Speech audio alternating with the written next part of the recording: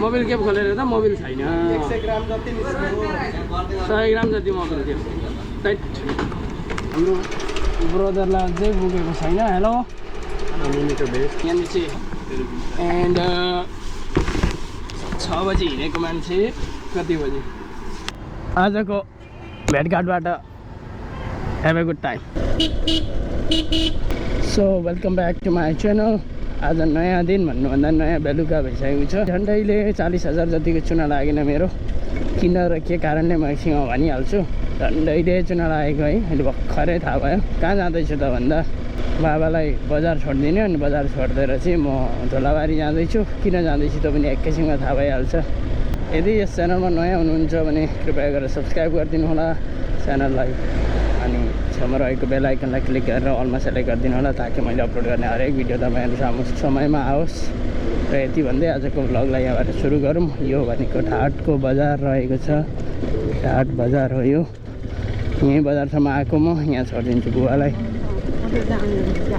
अनि म जान्छु धुलाबारी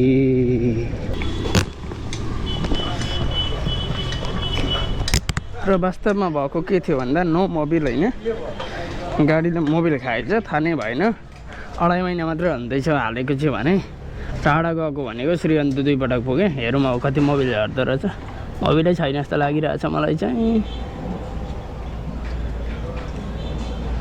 हाम्रो पेलुङ्गा ग्यारेज छ होइन पालुङ्गा ग्यारेजको साउ उता देखाइदिनु नि साउलाई पनि मजाले अङ्कल ग्यारेज पालुङा ग्यारेज हो धुलाबारी ठ्याक्कै बस स्ट्यान्डको अपोजिट साइडमा आज चाहिँ धन्नाले इन्भेस्टिज हुँदाखेरि जोग्यो यसो सुनेको त साउन्ड त बिग्री पो रहेछ त नि के भएछ भनेको भरे खोलेर हेर्दा त मोबिलै रहेन सर मोबिल केप खोलेर त मोबिल छैन 100 ग्राम जति निस्क्यो 100 ग्राम जति मोबिल थियो टाइट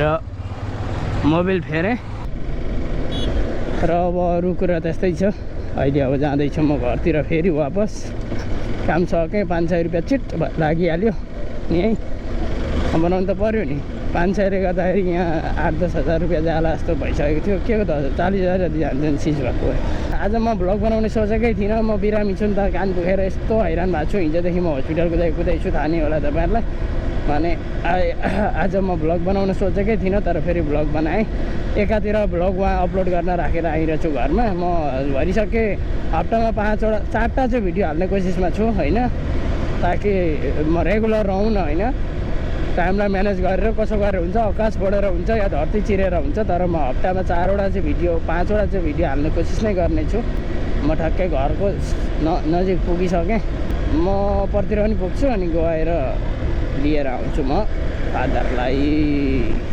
बाइक यहाँ राख्छु अनि यसो बजारको म फोन पनि देखाउँछु तपाईँहरूलाई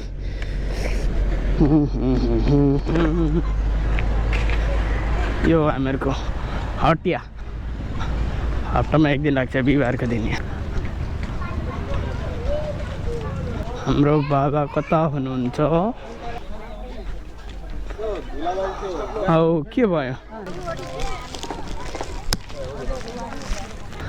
अब चट्टसँगले मासु किनिन्छ अनि गएर खाइन्छ सो मासु काण्ड चल्छ अब आज ओके डोन्ट वरी हम है ना बिल्कुल घबराने का नहीं हाँस उठिरहेछ एकदम बढी घाट बजारमा रेडिङको डट पेन भेटिएन है इट्स रियली फन नि अनि म फेरि ढाइजनतिर जाँदैछु र अहिले चाहिँ एनएसमा यो झोलासँग काठमाडौँभित्र भनेर भन्न पनि पाइएको छैन यार बेथामोटभित्र सुमनसँग यसो चट्टसँगले क्लोथिङ स्टोरतिर हामी बाटो लागिरहेको अवस्था हो यो हामीहरू के स्टोरमा गएका अरे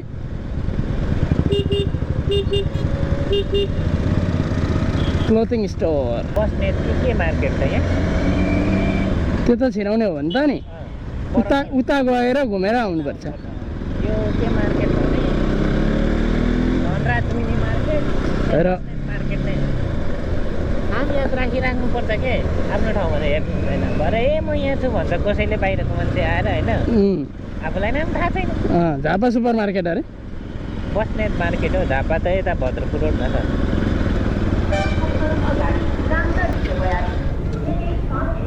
चाबी झारिदिनु हुन्छ नि मेरो।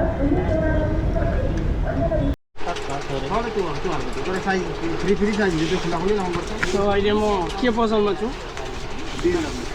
ओके अनि यहाँनिर चाहिँ मेन्स वेयर पाइन्छ मेन्सको फेसन तिमीहरूको पाउँदैन मेन्समा आउँदा हुन्छ। अनि अर्को कुरो के भने आज यसो सपिङ गरौँ भन्ने सोचेर यो अनप्लान सपिङ हो फेरि क्यास भने 1 रुपियाँ छैन तर क्यासलेस छ। मसित दिने हजुर मसित दिने हो सबै दिने अब फ्रीमा दिन्छु। उहाँले फ्रीमा दिनुहुन्छ तर डिजिटल्ली पे गर्नु होइन हाम्रो ब्रदरलाई अझै पुगेको छैन। हेलो युर भ्यू प्लिज कस्तो छ भनिदिनु होला मान्छेले किन्यो किनेन यतिसम्म थाहा भइहाल्छ तपाईँहरूले भिडियो हेरुन् जोरुनमा। So stay tune let's take out of here let's check out and go out and I will meet you on a bike see you. त्यो पोकेट खर्च एन्ड 6 बजी हिँडेको मान्छे कति बजी 7:30 भइसक्यो यार अझै सामान किनि बसिया छ। अनि यति थोरै छैन यहाँ सपिङको सामान नै सामान छ। प्लेकार्डमा झुनाएर जानुपर्ने सामान झऱ्यो भने छैन उपाय। ल दिनुहुन्छ ल थ्याङ्क यू। किनभने सामान भरे झरो हरायो भने ठुलो कुरो हुन्छ क्या यहाँ हाल्नु। अरू अरू सबै हाल्नु अरू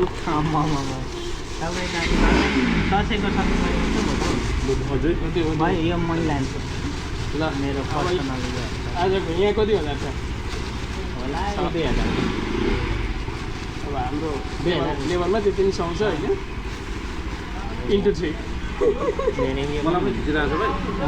सबैको पसल निस्किरहेको छ नि। ओके ब्रदरहरू सबै सरहरू आउनु होला जुत्ताको लागि एकदम सुलभ रेटमा म तपाईँहरूलाई उपलब्ध गराइदिन्छु।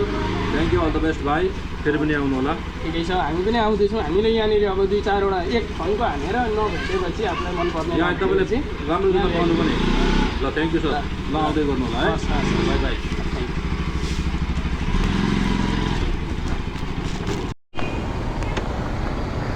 ल आजको भेटघाटबाट हेभ ए गुड टाइम। ल थियो अहिलेको बात